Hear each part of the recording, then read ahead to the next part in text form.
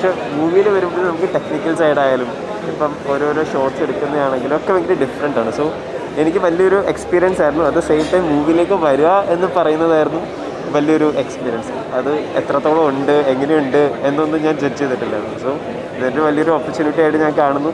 ഇങ്ങനെ പെപ്പയുടെ ഒരു തിരിച്ചുവരവ് തന്നെയാണ്. അതിപ്പോൾ എല്ലാവരും പോയി കാണും, അപ്പം കറക്റ്റായിട്ട് അറിയാൻ പറ്റും. Yes, okay, thank you. എല്ലാവരും പറഞ്ഞു വെച്ചാൽ വിഷ്വലി ആക്ഷൻ എൻ്റർടൈനർ ആണ് സിനിമ എന്നാണ് എല്ലാവരും പറഞ്ഞത്.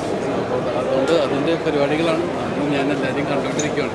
താങ്ക് യു കേട്ടോ. ഞാൻ കൂടുതൽ പരസ്യങ്ങളാണ് അഭിനയിക്കുന്നത്. സിനിമകൾ ഇങ്ങനെ ചെറിയ ചെറിയ ക്യാമിയായിട്ട് വരുന്നത്, ഇനി വലിയ ക്യാമിയ ആവട്ടെ. ഡോക്ടറിന് ഇഷ്ടപ്പെട്ടോ?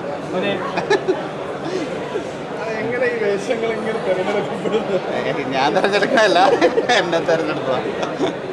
പക്ഷെ ഇപ്പോൾ ആട് നോക്കിയാലും ഫിലിംസ് നോക്കിയാലും അല്ലെങ്കിൽ സിനിമകൾ നോക്കിയാലും ഓരോ കാര്യത്തിന് കുറേ ഗെറ്റപ്പുകൾ മാറി മാറി മാറി ട്രൈ ചെയ്യുന്നുണ്ട്. ആഡ്സ് കൂടുതലും നമ്മൾ ഭയങ്കര ഹാപ്പി ആയിട്ട് ഫണ്ണി ആയിട്ട് ചെയ്യുന്നല്ലോ. പക്ഷേ ഇതിൽ നേരെ ടോട്ടൽ ഡിഫറെൻ്റ് ആണ്. അത് ഓരോരോ ക്യാരക്ടറിനനുസരിച്ച്. പിന്നെ എന്തോ പുള്ളിക്ക് എന്നെ കണ്ടപ്പോൾ ഡോക്ടറാക്കാൻ തോന്നി, വേറെ ഡോക്ടറാക്കി അത്രേ ഉള്ളൂ.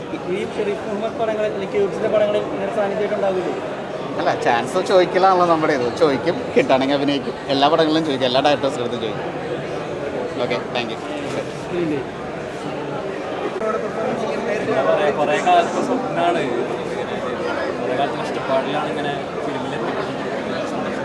ഇനിയും എന്താ പറയുക, നല്ല നല്ല സിനിമകൾ കിട്ടുന്നുള്ള പ്രതീക്ഷയോടെ മുന്നോട്ട് പോകും. അടിപൊളി മൂവിയായിരുന്നു. ആക്ച്വലി നമ്മൾ പ്രതീക്ഷിച്ചതിനും കുറച്ചുകൂടി അപ്പുറം കിട്ടിയിട്ടുണ്ട് മൂവി. നല്ലൊരു ആക്ഷൻ